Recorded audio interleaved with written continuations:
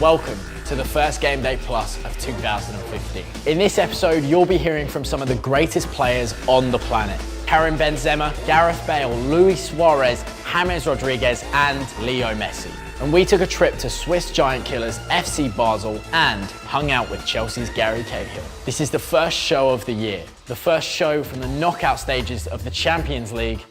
And here's Messi, Bale, James, Suárez and Benzema telling us what it's like dealing with the love and hate that comes with being the greatest players in the world.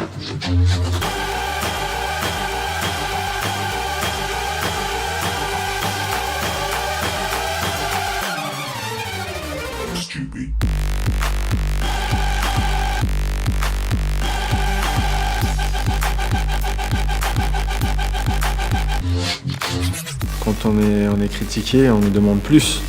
Cuando uno está mal, siempre van a hablar, eso es día a día. You hear some of the things being said, but yeah, you purely concentrate on the game and focus doing what you're doing. Te concentrar en lo que te toca hacer, en jugar, en hacer las cosas bien. Estoy concentrado en lo que estoy haciendo. Yo simplemente estoy queriendo jugar. Que tengo que pasar prueba cada partido y no pasa nada. Siempre van a hablar, pase lo que pase. J'écoute pas, je reste concentré sur mon terrain, sur ce que je dois faire sur le terrain et sur mon foot.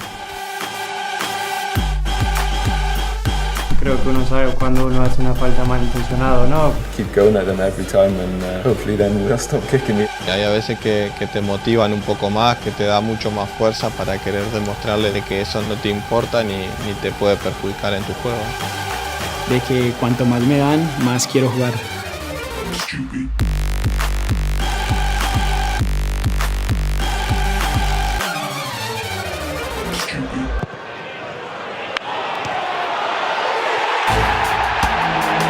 We're joined today by Chelsea defender and all-round powerhouse Gary Cahill. Gary, you want to show us around the bridge? Of course, let's go.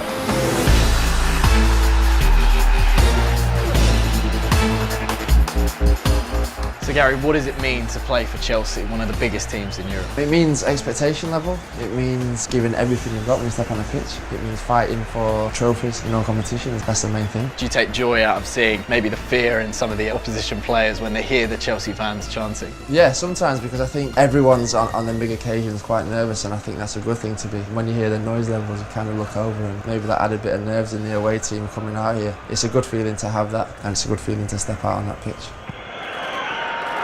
Header, great save, bundled home for a 2-goal lead on the night by Gary Cahill.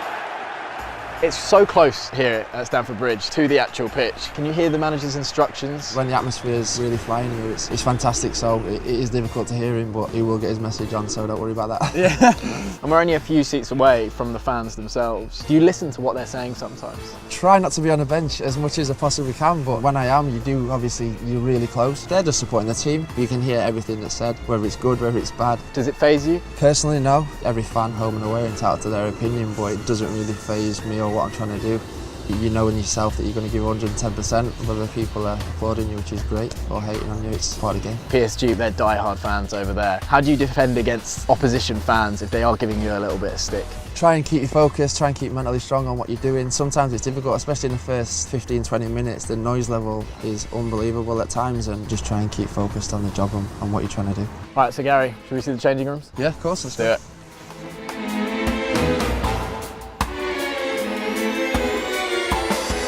This is where the magic all happens, and what's the team talk like from Jose Mourinho? Before we go out, I think the team talk's just about how he wants to approach the game. At half-time, if we're not doing so well, then a bit of a volley from him, I think. And if we're doing well, then we're doing well, and just keep it going. So.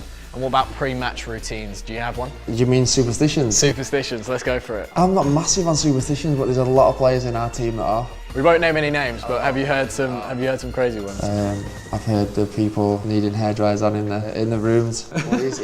It's how you feel comfortable preparing for the game, and if it's something that you've always done, it's something that probably never leaves you. So Gary, could I ask you to sign these brand new Adidas Haters boots? Now, if you want to win these brand new signed Haters boots, all you have to do is answer this question in the comments below. When did I score my first Champions League goal for Chelsea?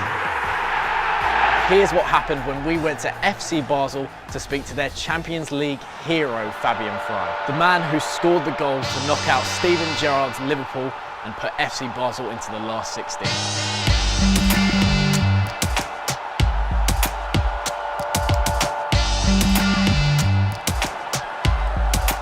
Fabian, good to see you, my friend. Thank you. Looking at the stadium here, it looks quite intense. When you step out on the pitch on a Champions League night and you hear that music playing, does that just G everyone up? Everyone gets excited? It's always like this. It's not after 100 times, it's no more like this. Before each game, this music gives you 20% more energy than a game in the league, and it's really, really special. Some people can't even imagine what it's like defending against players like Benzema, Bale, Toni Kroos. What was that like? Normally, when you play against a team, you have 2-3 key players. You look to them a bit more than to the other. When you play against Real, you cannot do this. There are 11 players and everybody can decide the game. Maybe you look to Cristiano Ronaldo, but then you have James Rodriguez and Gareth Bale next to him. So it was really difficult for us. I say always that they paid hundreds of millions for them, and now I know why. So if you do qualify, if Basel get through, who would you be looking to face? Yeah.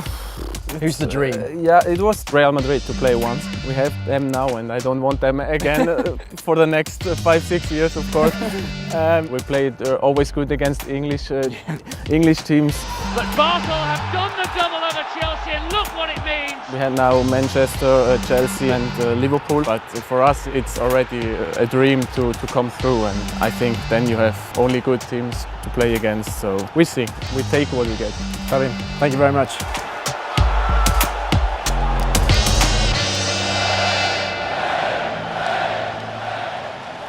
It's the final 16 of the Champions League, and for the rest of the competition, the players are going to be using a brand new football. It's the ball everyone wants, the UCL Finale 15 Berlin. So this is the UCL Finale ball, which is used from now on in the knockout stage. And this is the ball who is used in the final in Berlin. It's going to be one of the loudest and I think one of the most colorful ones. The second thing you probably will see is the bear. The bear is the icon of Berlin. The third good thing here as well is that we have this brilliant texture, what we also used and developed for the World Cup. It is very deep and high, so it gives the player very good control, and it's very stable through the flight.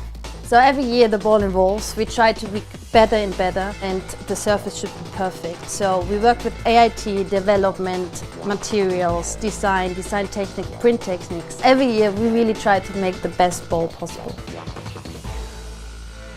That's it from the first Gamedayplus of 2015. Thanks for watching, and make sure you subscribe to the Adidas Football YouTube channel so that you don't miss a thing. See you next week.